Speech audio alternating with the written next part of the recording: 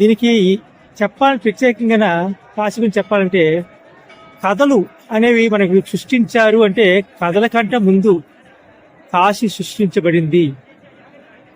చరిత్రలు కనుగొన్నారు అంటే చరిత్రల కంటే ముందుది కాశీ. అంటే కాశీ గురించి చెప్పాలంటే వేదాల కంటే ముందుదండి కాశీ. కాశీ తర్వాతే ఈ ప్రపంచం అంతా.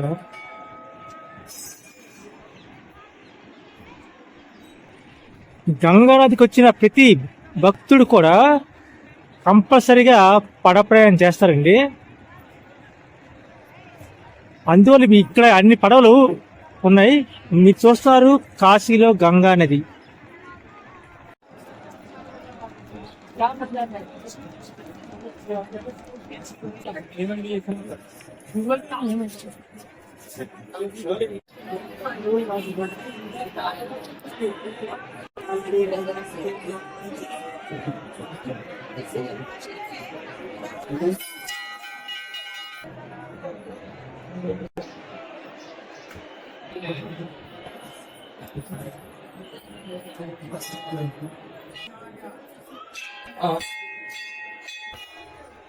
దేవాలయం అలియాబాయ్ ఘాట్ దగ్గర ఉన్నది. ఇంతవరకు చూసింది.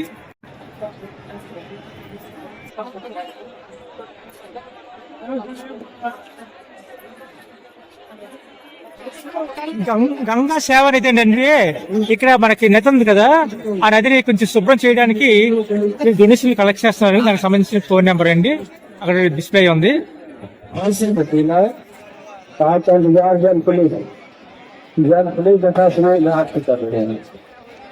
అయ్యా పోలీసు వారికి చెప్పిన వారిని ఇప్పిస్తానని అన్నారు. మీరు తీయండి అయ్యా, చింతకాయలు పిచ్చమ్మా ఆధార్ కార్డు, చింతకాయలు పిచ్చమ్మా ఆధార్ కార్డు, చింతకాయలు ఆధార్ కార్డు చూస్తారు భక్తులు అందరూ. అయితే ఇక్కడ కూర్చొని చూస్తుంటారు రుడిగాన. ఇక్కడ చూడండి ఎంత ఘోరంగా ఉంది ఎదురుగాన. అసలు డెవలప్మెంట్ చేయకుండా వదిలేశారు. ఎందుకంటున్నానంటే ఎదురుగా దేవాలయం ఉందండి, ఇది ఎంట్రన్స్. అయినప్పటికీ ఇక్కడ ఇలా ఉందండి. కాశీ విశ్వనాథుడికి దర్శనానికి భక్తులు వెళ్తున్నారు. చూడండి క్యూ లైన్ లో ఉన్నారు.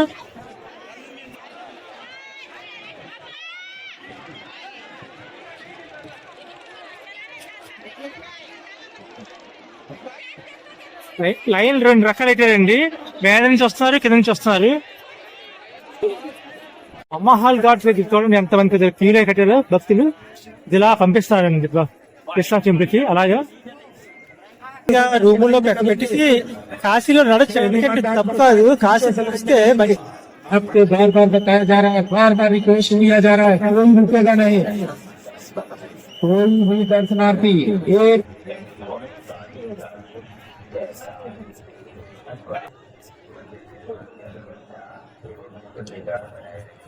మనం మణికర్ణిక ఘాట్ లో ఉన్నామండి.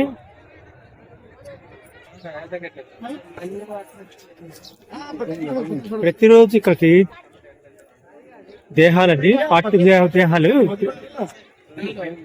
80 నుంచి 100 వరకు వస్తుంటాయండి రోజుకి. నిత్యం ఇలాగ వస్తూనే ఉంటాయి. ఇక్కడి నుంచి స్టార్ట్ అయిందండి మొత్తం అంతా. ఇక్కడ చాలా మంది చనిపోతే ఇక్కడ వాళ్ళు స్వర్గానికి వెళ్తారని ఒక నమ్మకం. ఆ నమ్మకం మీద ఇక్కడ కాశీలో వచ్చిన చనిపోయిన వ్యక్తి కూడా ఇక్కడ మణికర్ణిక ఘాట్ లో చాలా ఎక్కువగా పాలిస్తుంటే తీసుకొస్తుంటారు. అలాగే మోక్షానికి ప్రతీకండి కాశీ.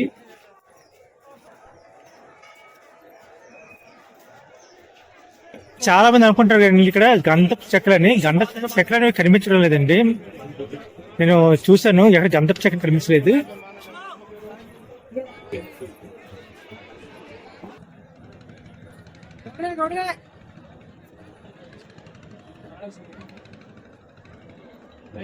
మనిషి ప్రత్యేకంగా భూమి మీద పుట్టిన తర్వాత మొదటిసారిగా ఆ నగరాన్ని ఏర్పాటు చేసింది ప్రపంచంలోనే మొదటి నగరం అండి కాశీ.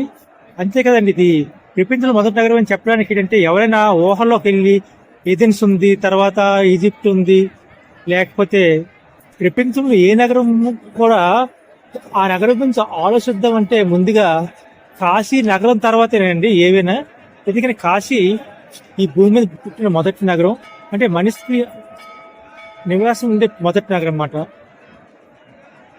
దీనికి చెప్పాలని ప్రత్యేకంగా కాశీ గురించి చెప్పాలంటే, కథలు అనేవి మనకు సృష్టించారు అంటే కథల కంటే ముందు కాశీ సృష్టించబడింది. చరిత్రలు కనుగొన్నారు అంటే చరిత్రల కంటే ముందుది కాశీ. అంటే కాశీ గురించి చెప్పాలంటే వేదాల కంటే ముందుదండి కాశీ. కాశీ తర్వాతే ఈ ప్రపంచం అంతా, కాశీ తర్వాతే ఈ కథలన్నీ, కాశీ తర్వాతే ఈ చరిత్రలన్నీ, కాశీ తర్వాతే మనిషి మనుగడ ఊహ అన్నీ కూడా కాశీ తర్వాతనండి. అలాంటి కాశీ పట్టణంలో మనం ఉన్నాం, విశ్వనాథుడి చెంతన. ఇప్పుడు మనం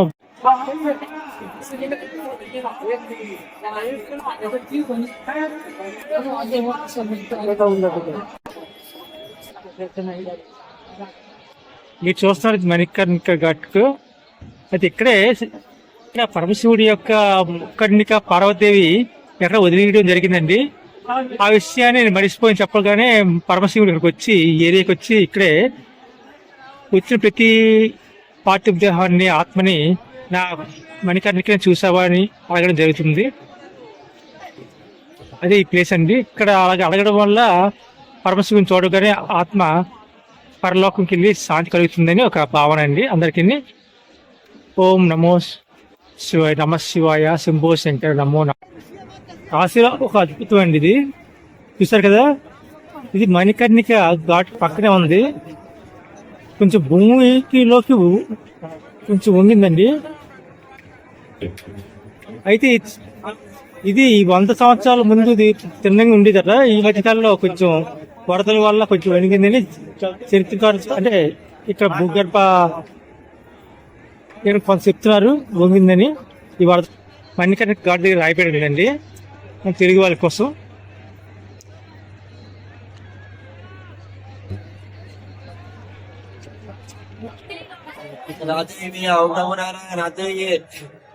ఓం నమో నారాయణ.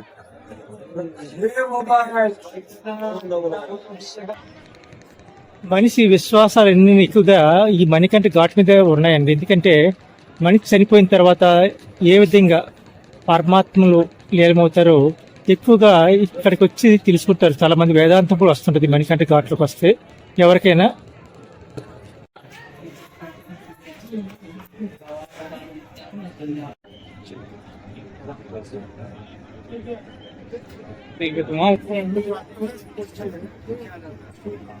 ఒకే దగ్గర 10 మంది 10 లైన్లు ఎక్కారు. ఇక్కడ లైన్లో నించోని అలిసిపోయి అలా మెట్లు ఎక్కి ఇక్కడ కూర్చున్నాను.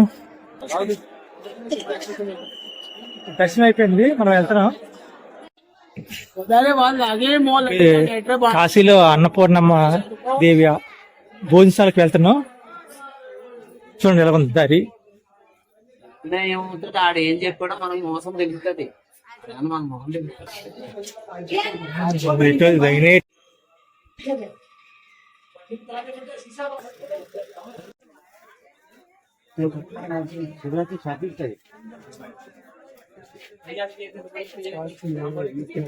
ఇక్కడ చూస్తున్నాం కదా, ఇది పెద్ద సందు అండి ఇది. ఎందుకంటే ఇక్కడ అన్ని వ్యాపారాలు జరుగుతున్నాయి కాబట్టి పెద్దగా ఉన్న సందు. ఇంకా చిన్న చిన్న అంటే దీంట్లో సగం కూడా ఉంటాయి.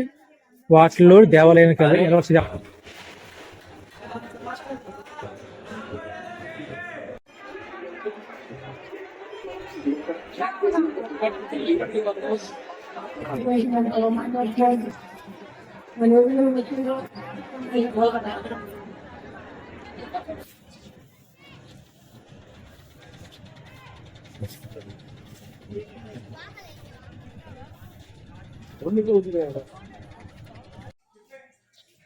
కాశీలో ఏ దేవాలయం కూడా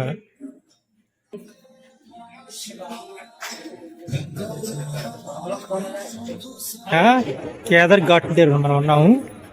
మనం అక్కడి నుంచి దృశ్యం తీస్తున్నాం కాశీని, కాశీపురాన్ని. స్థానం కూడా అక్కడ ఉంది. మనం కేదారేశ్వర ఆలయం దగ్గర ఉన్నాము. ఇదే ఘాటు మొత్తం టోటల్ గా మీరు చూస్తున్నారు. కేదారేశ్వర ఘాటు,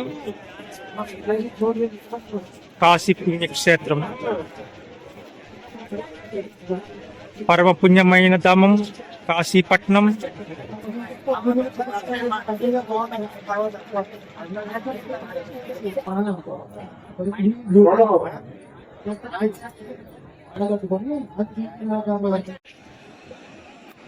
ఆ ఎదురుకు జనాభా కనిపిస్తుంది ఒక దగ్గర. అవన్నీ లైన్లు అండి, మనకు కనబడడం లేదు. అయితే అక్కడ అలా ఉంచి దగ్గర దగ్గర 2 నెలల నుంచి 40 రోజుల నుంచి అలాగే ఉంది. అక్కడ జనాభా ఉన్నప్పుడు టెంట్ వేస్తే బాగుంది. భక్తులకి ఎవరికి అన్ని ఇబ్బంది పాల్పడిపోతుంది. దీనికి కారణం ఏంటంటే నిర్వహణ లోపం బాగా కనిపిస్తుంది. మీరు చూస్తున్నారు కాశీ విశ్వనాథ ఆలయం, కాశీ విశ్వనాథ ఆలయం మీరు చూస్తున్నారు. కాశీలో చాలా కుక్కలు కనిపిస్తుంటాయండి, అలాగా జంతువులని. అయితే ఇక్కడ ఎవరు వాటికి ఆహారం పెట్టినట్టు కనిపించదు. ఎందుకంటే ఇక్కడ ఆహారం పెట్టడానికి ప్రసాదాలు పట్టుకొని తిరగడం అవి ఉండదండి. అందువల్ల ఇక్కడ అలాగే చచ్చిపోతున్నాయి, నీటిలో పడిపోయి చచ్చిపోతున్నాయి చాలా కుక్కలాగా. మోగజేవులు లాస్ట్ ఘాటు అని చెప్తున్నారు. ఫస్ట్ ఘాట్ నుంచి మనం మొత్తం మీద అన్ని ఘాట్లు చూపించడం నా ఉద్దేశం కాబట్టి మనం అటు నుంచి చూపించవచ్చు, లేకపోతే ఇటు నుంచి చూపించండి. ఇదే లాస్ట్ ఘాట్ అట్లా నమ్మో ఘాటు.